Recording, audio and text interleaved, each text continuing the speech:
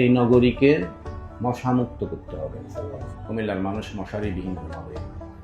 সবার আগে বলেছেন যানজট, দ্বিতীয়তই বলেছেন যে মশক নিধন করতেই হবে।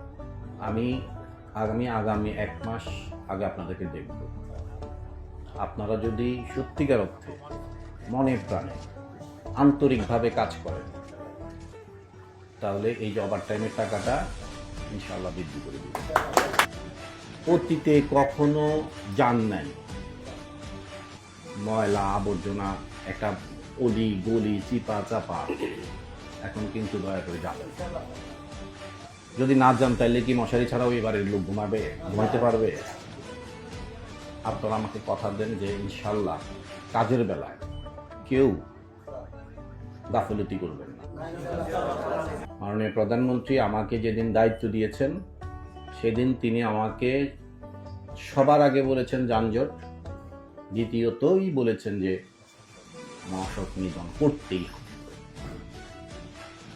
আমি ওনাকে আশ্বস্ত করেছি যে কুমিল্লার মানুষ মশারিবিহীন ঘুমাবে, মানুষের দোয়া পাবেন।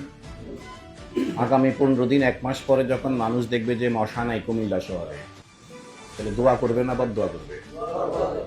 এই দোয়ার ভাগিদার আপনারা হবেন না, সবার আগে আপনারা হবেন, কারণ আপনাদের ঘাম ঝরাইয়া শ্রম দিয়া কষ্ট করে আপনারা মশাটাকে নিধন করবেন।